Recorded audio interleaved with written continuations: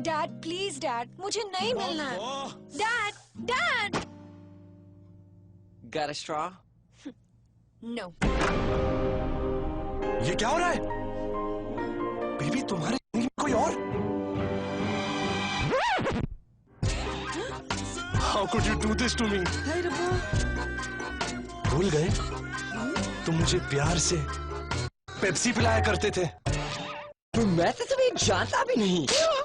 हाँ हाँ, अब बोल, मुझे भी नहीं जानता। हाँ ये भी? No! झूठा।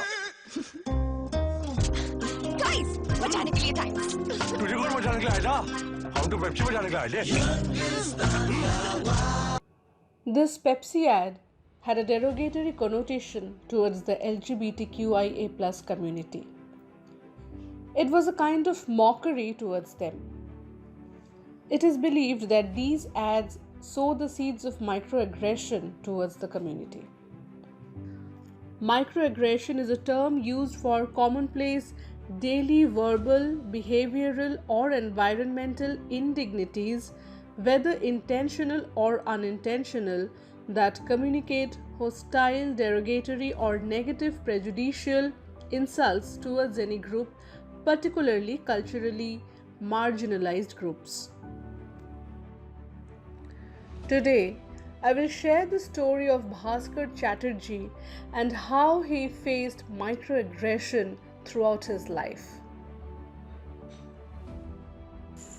अजीब सी है ये ख्वाहिश जो तस्वीरों के बीच रूह को तलाशता है। नमस्कार, मैं भास्कर चैटर्जी और मैं एमिटी यूनिवर्सिटी कोलकाता के बायोटेक्नोलॉजी प्रोग्राम में तृतीय वर्ष का छात्र हूँ। तो I am bisexual and I am openly bisexual and for the question why is because I am born this way and I cannot do anything to it.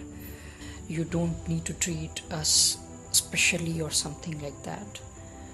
And I don't prefer special treatment, and I don't, even if someone tells me to go on a pride rally or something, I don't prefer it because I prefer to live a normal life. And if I want that, okay, my rights and my this and my that, that is not something normal, I guess. That's a problem, or I want a special treatment. So I don't want that. That's my opinion. This opinion may vary for various. I'm not representing this whole community, but I'm speaking some facts and some my own opinions. But you should mind your language, or mind how you are conversing with them, because it's natural that you may speak things very lightly, but that hits deep down to the person because he or she is not used to it. Thank you. We still don't have the authority to marry or to have a family like that. We can have a live-in, but I cannot marry. Why? Like, I still don't understand why. But maybe people think me of old-minded or something, but why not? Why can't I marry? Just because I'm homosexual doesn't, or bisexual, or any part of LGBTQ community, that doesn't mean I am ineligible to marry. I can marry a boy if I want. Why won't I? And why won't I will be allowed to have a family, that official family like that? Why I have to live in an undefined relationship? So why not? If I love a boy and I want to have a family with him, why can't I get officially be called his husband and he will be called my husband? So these things I want to be changed in the system, because we have won a battle, the war is still going on. So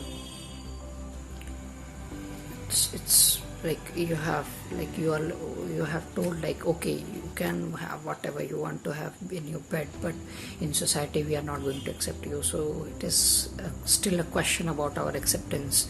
If you don't allow us to have family, you haven't accepted us.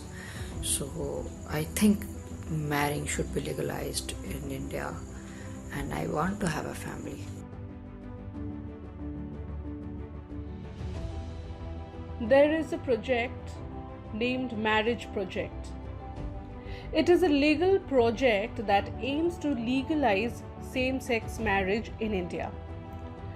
According to Menika Guruswamy and Arundhati Katju, there is a legal and social aspect to this project. The social aspect of the marriage project alludes to India being a marriage country. India is not only a family society but also a marriage society. From their many interactions with young people throughout the length and breadth of the country, Guruswamy and Katju noted that young Indians, gay or straight, Hindu or Muslim, upper caste or lower caste, all wanted the same thing, a lasting, long-term relationship recognized by society and by the law. The legal aspect is that in a country like India, existing marital arrangements center around a bundle of rights. In India, such rights currently do not extend to the same-sex couples, and this is the legal problem. And I request that please try to make the change, and because I have this fantasy about that, having a dog, a cat, a cute girl child, and my partner with me, whoever it is. So if it's a boy, I will love to have a family. Since we are talking about gay marriages, one thing I would like to clear it to you is that sexual orientation is different, sex is different, or sex or gender is different.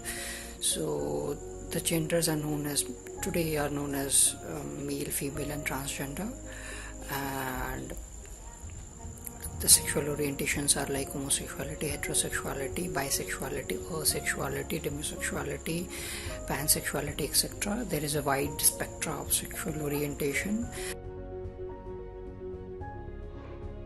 India is a constitutional democracy where people of diverse faiths, orientation and ideologies live together. And they do not have to agree with each other, but they need to respect the constitutional values of equality and non-discrimination.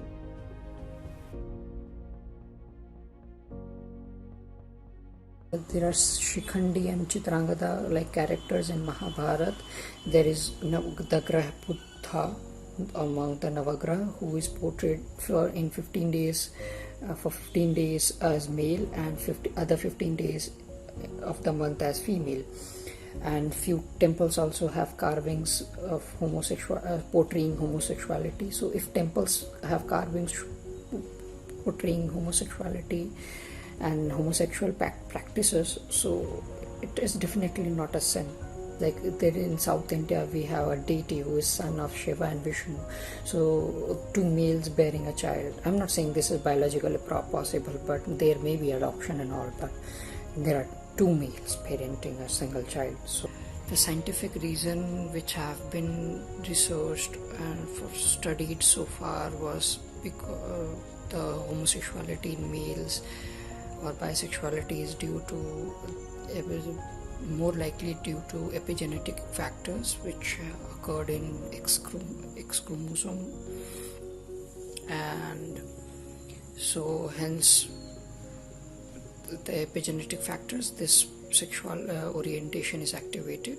This folding is present in everyone, but just because of epigenetic factors, this thing gets activated, and hence the sexual orientation varies. It is not a disease, not any defect or any evaluatory defect. It is just like that, the modification in gene which causes us to be attracted towards same sex. We are living in an unprecedented period of gender upheaval, a time when traditional expectations of what constitutes masculine and feminine behavior are being blended, blurred, and even reimagined altogether.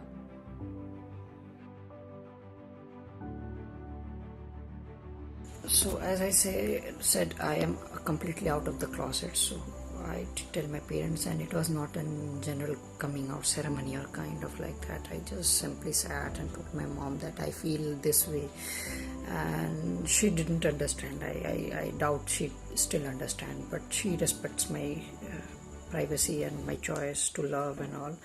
So I'm kind of lucky, or you may say privileged in that way, because my parents are okay about it. Yet I don't know what will happen when I am about to set a family or something else, but yet they are very okay with it, and I didn't have a coming out session or like that. So, and I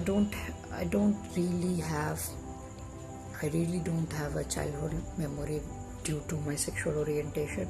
It's just that I saw the bullies, because they are stronger, have done it to everyone whom they thought to be weak, whether it is physically or mentally. So it is not the case that due to my sexual orientation I have been got bullied, but it is general. It is so general, and I'm not saying this is fair, but I'm saying general in a very negative sense, because they are bullies and they take advantage of the weak, and as I am a very thin person, so I'm easy to be bullied.